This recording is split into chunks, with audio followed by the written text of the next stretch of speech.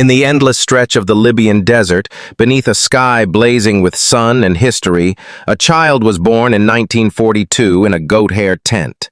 His name was Muammar Kadhafi, the son of nomadic Bedouins, raised without electricity, without luxury, but with fierce pride and a sharp eye on the horizon. As a young boy, he watched the last gasp of Italian colonialism, the humiliation of his people, and the rise of Arab nationalism sweeping across the Middle East. When Egypt's Gamal Abdel Nasser stood tall and spoke of dignity, socialism, and Arab unity, Gaddafi, barefoot and poor, listened with rapt attention. That spark turned into fire. By his 20s, Gaddafi was an officer in the Libyan military. But his uniform wasn't just cloth. It was armor for revolution. And in 1969, just 27 years old, he led a swift and bloodless coup, overthrowing the aging King Idris. No bullets fired, no blood spilled, just a quiet but firm message. The era of monarchs is over. Libya had a new ruler, not a king, but a brother leader, and Gaddafi had a vision.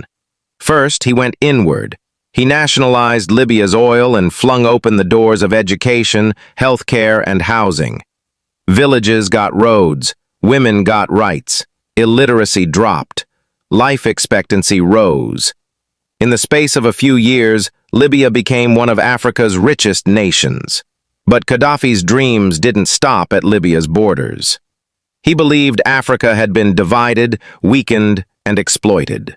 First by colonizers, then by economic puppeteers. And he wasn't going to be another puppet.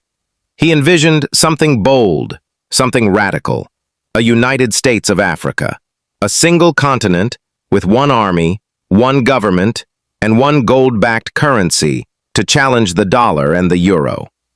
He began speaking to African leaders, offering them not just friendship but money, oil, and support. He funded revolutions across the continent. Mandela's ANC in South Africa, Charles Taylor in Liberia, rebel groups in Chad, Uganda, and the Sahel. Sometimes he bankrolled freedom fighters, other times warlords. But always he said, "I am not backing individuals, I am backing African independence." Meanwhile, the world watched with suspicion and rage. Gaddafi openly insulted American presidents. He hosted Palestinian militants. He sent weapons to the Irish Republican Army. To the CIA, he was the most dangerous man in North Africa. In 1986, after accusing Libya of sponsoring a Berlin nightclub bombing that killed U.S. servicemen, Ronald Reagan sent warplanes to bomb Tripoli. One of the bombs hit Gaddafi's home. He survived. His 15-month-old adopted daughter did not. The world expected him to retaliate. Instead, he went silent. Then defiant. He said, "We will fight. We will not kneel." But something had changed. Slowly, he began to understand. You can't fight the world forever. Then came 1988 and the disaster that would shadow him for decades, the Lockerbie bombing. Pan Am Flight 103 exploded over Scotland. 270 people dead. The West blamed Gaddafi. Libya faced crippling UN sanctions, diplomatic isolation, and economic collapse. Throughout the 1990s, Gaddafi remained defiant but increasingly lonely. His Arab neighbors turned away. The West demanded justice. But Gaddafi, ever the strategist, was evolving. In the 2000s, with sanctions choking Libya, he made a stunning pivot. He accepted responsibility for Lockerbie, paid compensation, renounced terrorism, and voluntarily dismantled his weapons of mass destruction program. Western leaders who once called him insane were suddenly flying into Tripoli. Tony Blair shook his hand. Condoleezza Rice called him a partner.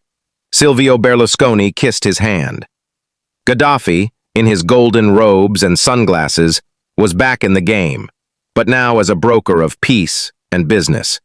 But even as he cozied up to Europe, his heart turned to Africa more than ever.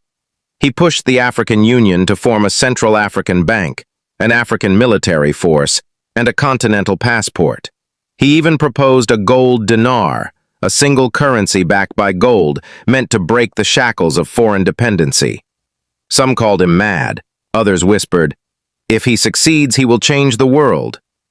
But power had changed him too. At home, dissent was crushed.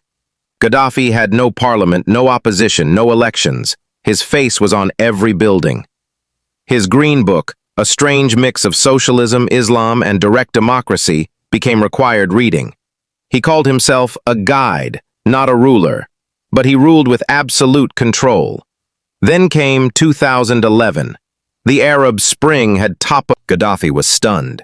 He saw himself not as a dictator, but a liberator. He said, "I built this nation. I gave you everything. Why are you rising against me?" But the world had changed. He ordered a crackdown. NATO responded with bombs.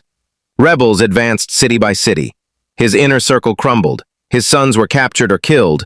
And finally, in October 2011, in his hometown of Sirte, Gaddafi was found hiding in a drainage pipe. Bloodied, powerless, alone.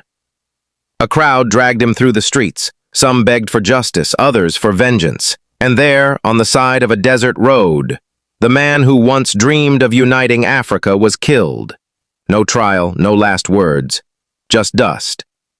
Today, Libya is shattered, torn by warlords, militias, and foreign interests.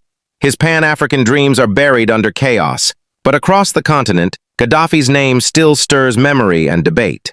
To some, he was a tyrant, a man who ruled with fear and crushed hope.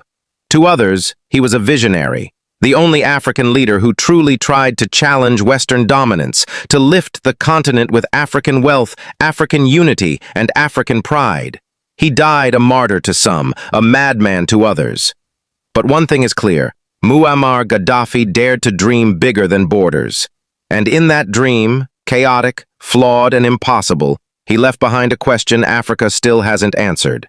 Can a continent built by colonizers ever find its own voice? Under one flag, one future, one Africa?